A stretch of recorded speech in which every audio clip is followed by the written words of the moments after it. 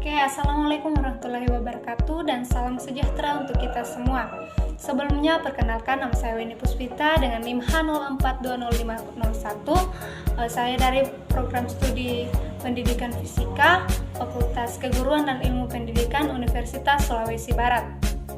Nah, pada video kali ini saya akan menjelaskan tentang hasil wawancara yang saya lakukan di salah satu sekolah, yang dimana kegiatan wawancara ini merupakan salah satu tugas dari satu mata kuliah, yakni mata kuliah evaluasi pembelajaran fisika. Nah, ada beberapa pertanyaan yang kami ajukan kepada narasumber. Jadi di sini narasumber itu ada dua, yaitu guru dan murid. Jadi berbagai pertanyaan yang kami ajukan kepada mereka, yang dimana pertanyaan ini berhubungan dengan kegiatan-kegiatan atau proses pembelajaran di sekolah tersebut. Bagian yang pertama atau narasumber yang pertama itu guru. Nah, adapun pertanyaan yang kami lontarkan yang pertama itu apa saja sih kurikulum yang berlaku di sekolah tersebut? Nah, jawaban dari guru tersebut dikatakan bahwa pada kelas 10 mereka menggunakan KMB atau kurikulum Merdeka Belajar. Sedangkan pada kelas 11 dan kelas 12 mereka menggunakan kurikulum 2013 atau K13. Berikutnya pertanyaan yang kedua, yaitu kendala apa yang sering dialami oleh guru tersebut. Nah, dikatakan oleh narasumber bahwa kendala yang dialami itu kebanyakan bersumber dari siswa itu sendiri, di mana yang pertama siswa kadang merasa atau kadang berpikir bahwa fisika itu sulit. Yang kedua, siswa selalu melakukan hal yang instan dengan mencari jawaban di Google. Kemudian juga yang ketiga itu siswa kurang memahami konsep dari fisika. Pertanyaan yang keempat, yaitu fasilitas apa yang sudah disediakan oleh pemerintah terkait dengan instrumen tes hasil belajar. Nah, jawaban dari narasumber tersebut dikatakan bahwa telah dikirimkan link-link untuk soal-soal fisika, link untuk buku setiap mata pelajaran, dan mereka juga telah membeli buku KMB atau khusus IPA terpadu.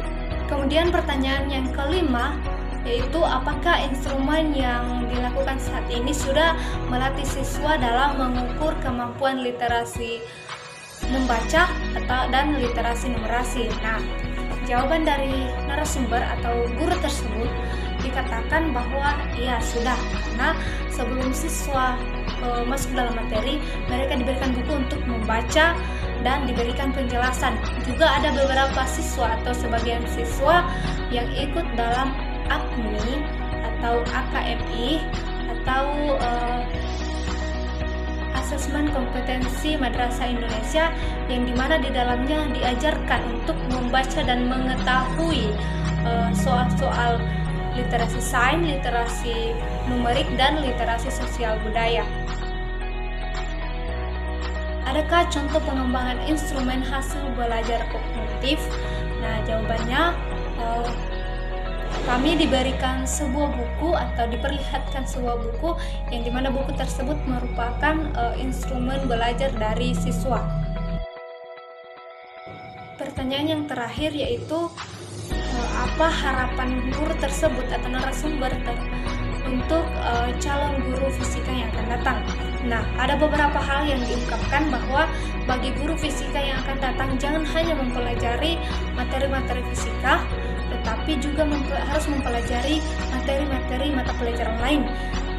Contohnya juga harus mempelajari mata kuliah bahasa Inggris. Kenapa? Karena dalam soal fisika itu sudah terdapat bahasa Inggris. Berikutnya harus memperbanyak konsep dan memperbanyak membaca, karena fisika yang dulu itu tidak sama dengan fisika yang sekarang. Kemudian juga memperbanyak materi-materi agama dan sosial budaya, khususnya pada sekolah madrasah. Bagian yang kedua, yaitu melakukan wawancara kepada beberapa siswa. Nah, siswa yang saya wawancarai di sini ada 6 orang dengan mengajukan 4 pertanyaan. Nah, adapun soal-soal yang saya ajukan kepada siswa tersebut, yaitu yang pertama, bagaimana persepsi atau pengalaman siswa terhadap soal-soal fisika. Kemudian soal fisika seperti apa yang menurut Anda susah dan menurut Anda mudah. Kemudian jenis soal seperti apa yang Anda sukai. Kemudian yang keempat itu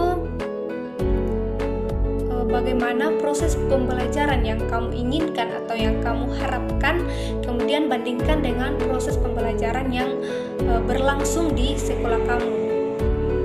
Jadi di sini saya tidak akan menjelaskan atau menyebutkan satu persatu dari jawaban ke-6 siswa tersebut, tapi saya akan mencoba menyimpulkan jawaban dari siswa tersebut.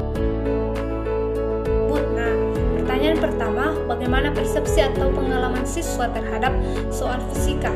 Nah, ada beberapa siswa, saya simpulkan bahwa siswa tersebut merasa soal yang didapatkan itu mudah ketika soal tersebut sama atau pernah diberikan contoh soal pada saat proses pembelajaran. Namun mereka katakan soal itu sangat susah ketika beda penjelasan pada saat proses pembelajaran dan soal yang diberikan pada saat UTS atau ujian. Nah, di situ jawaban yang dapat saya simpulkan dari jawaban narasumber atau siswa tersebut.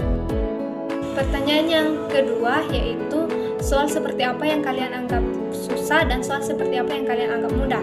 Nah, kembali saya simpulkan bahwa kebanyakan dari siswa mengatakan bahwa soal yang dianggap susah adalah soal-soal yang berkaitan dengan rumus.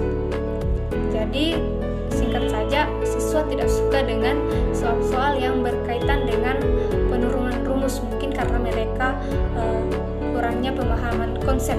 Kemudian soal yang dianggap susah adalah soal yang dianggap mudah adalah soal yang berkaitan dengan pendapat atau berkaitan dengan kehidupan sehari-hari.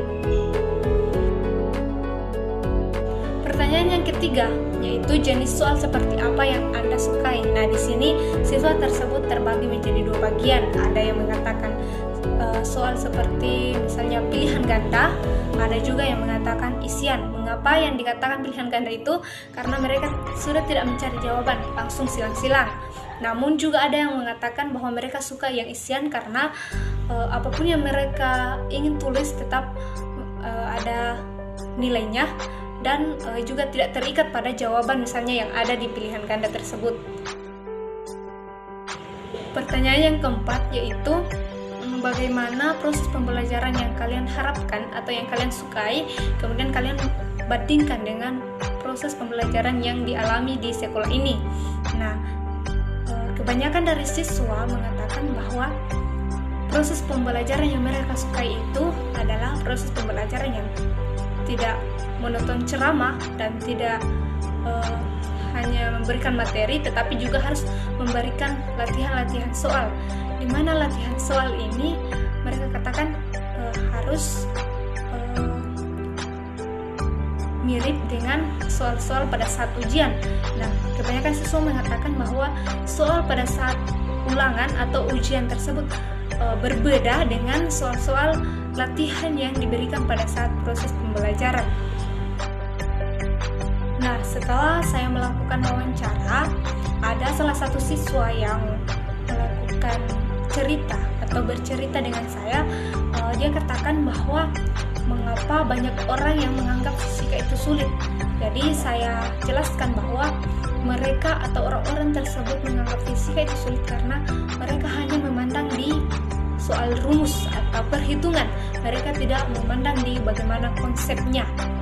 Kemudian berikutnya ada juga siswa yang bercerita mengatakan bahwa siswa tersebut tidak suka dengan metode pembelajaran guru di sekolah tersebut, di mana guru tersebut hanya menggunakan metode ceramah dan guru tersebut memberikan soal latihan berbeda dengan memberikan soal ujian berbeda dengan soal latihan yang diberikan pada saat proses pembelajaran. Jadi setelah mendengar keluhan-keluhan dari siswa tersebut, muncul ide dalam pikiran saya bahwa pada saat kita mengajar, pertama kita itu jangan hanya menggunakan metode ceramah, kemudian yang kedua jangan mengajar hanya duduk di depan, diam duduk di depan, karena kebanyakan siswa itu akan merasa bosan dan merasa ngantuk dan tidak fokus pada pembelajaran. Yang ketiga, kita juga harus menggunakan metode pembelajaran yang lain, misalnya ada metode untuk melihat video yang berkaitan dengan materi-materi fisika, kemudian kita menjelaskan konsep fisika, kemudian kita kaitkan dengan video tersebut, dan sesudah itu kita menjelaskan rumus, dan dengan sendirinya siswa tersebut akan mengingat video yang sudah ditampilkan.